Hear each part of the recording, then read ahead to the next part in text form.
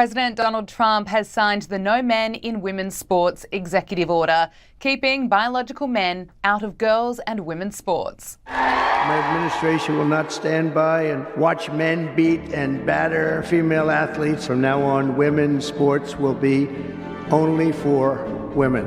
In recent years, the radical left has waged an all-out campaign to erase the very concept of biological sex. Women and men around the world are celebrating the move. Host Erick Stakelbeck posted on X, "No more locker room invasions, no more unfair advantages." As the father of 2 teenage girls, thank you, President Trump. Host Monica Crowley posted, "Thank you for saving women's sports, President Trump." And author J.K. Rowling also took to X, saying gender ideology has undermined freedom of speech, scientific truth, gay rights, and women's and girls' safety, privacy, and dignity. President Trump was surrounded by women and girls as he signed the executive order, and at the risk of stating the obvious, this decision is all about keeping women safe when they're competing in sport and also when they're off the field, such as getting changed in locker rooms. And Donald Trump has the support of the majority of Americans in taking this action. A recent New York Times Ipsos survey found the vast majority of Americans, including a majority of Democrats, don't believe transgender athletes should be permitted to compete in women's sports. I just think there's such a clear trend among the American public. So transgender female athletes in women's sports, only 18% of the country says that they should be, in fact, allowed to participate in women's sports. Compare this to the opposition. I mean, my goodness gracious, 79%. You rarely get 79% of the country to agree on anything. The NCAA has officially changed its policies to ban all biological males from women's sports. The new policy reads, a student athlete assigned male at birth may not compete on a women's team. The previous policy, which had been in place in 2010, allowed biological males to compete in the women's category after undergoing a year of testosterone suppression treatment. Caitlin Sinclair told Power Hour there is a ton of relief being felt among women in America. President Donald Trump, he's been signing plenty of executive orders, and he signed the No Men in Women's Sport executive order today, fulfilling one of his major campaign promises of keeping biological men out of women's sport. Now, Trump signed the order on National Girls and Women in Sports Day, which celebrates female athletes in women's sport and those who are committed to providing equal access to sports for all females. Here is Donald Trump. Under the Trump administration, we will defend the proud tradition of female athletes, and we will not allow men to beat up, injure, and cheat our women and our girls. From now on, women's sports will be only for women.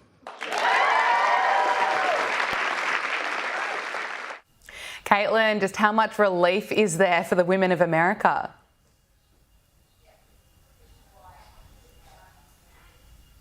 A ton. This is a classic example of just promises made, promises kept, common sense policies, a common sense agenda.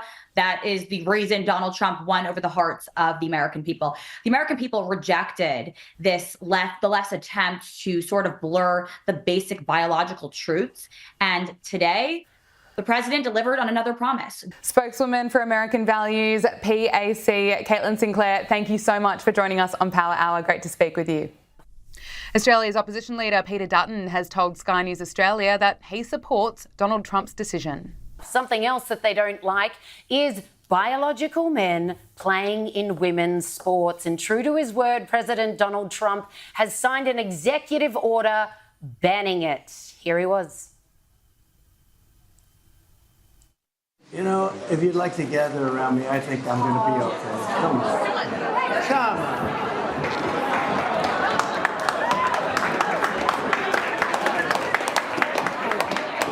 Secret Service is worried about them. If we have to worry about them, we have big problems.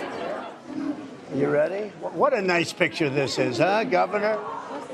You ready? We'll do a good job. Wait, let me press that.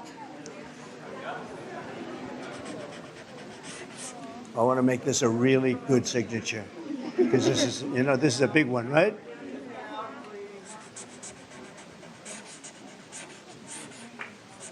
Oh, I think we have a 10. We have a 10. God bless you, Mr. President.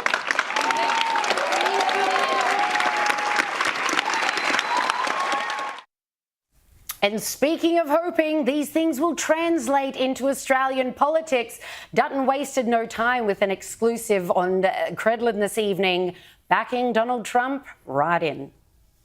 I think it's one of those debates that we have to be honest in, and it's not about discriminating against anyone, including young girls. And young girls want to be able to compete on a fair basis, and I think that is a perfectly reasonable position to hold. Or young girls not to be able to achieve their Olympic dream, their pathway to a World Cup, or to be displaced from a team because somebody has physiological advantage over them. I just don't think that's not in the spirit of sport.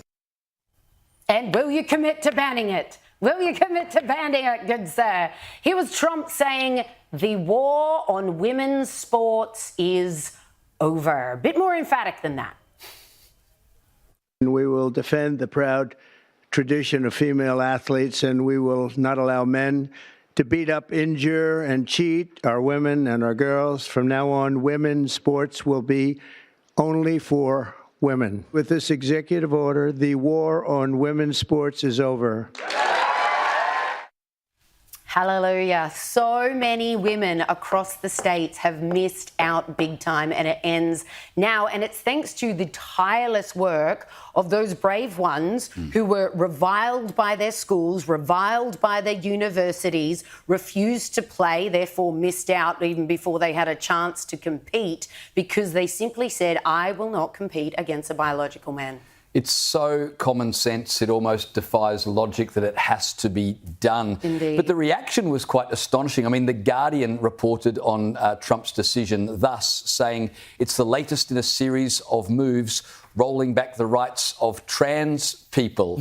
So The Guardian were not at all about, hey, we need to protect girls, we need to protect female sport. It was rolling back the rights of trans people. But could you imagine, Caleb, how confused lefties would have been watching that press conference that Trump did, because he was surrounded, did you see, by a group of people, and lefties would have been looking at the group of people trying to figure out, what are they? Are they girls? Are they non-binary, gender neutral? Are they boys trapped in girls' bodies?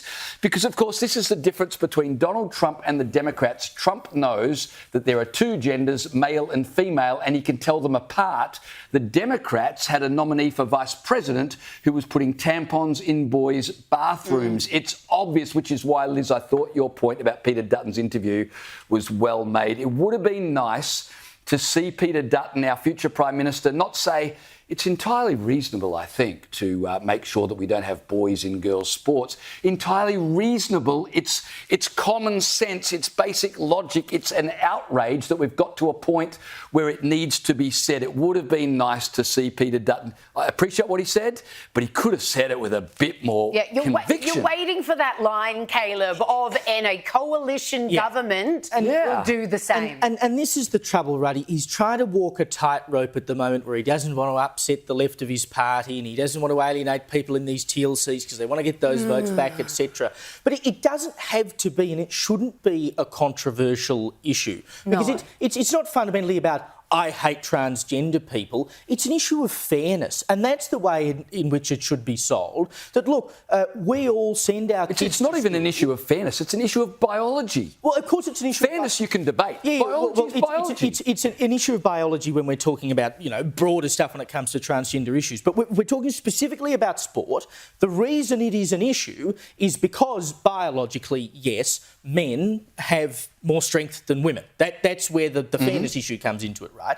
And so surely it's not hard to prosecute the argument that if you're sending little Sarah or whoever it is to school, that she should have just as much opportunity to excel in sport as little Johnny when you send him off to school. It's an issue of fairness, and particularly here in Australia, we say we're the country, the fair go, right? If the fair go is an Australian value, it should be the easiest thing to possibly sell.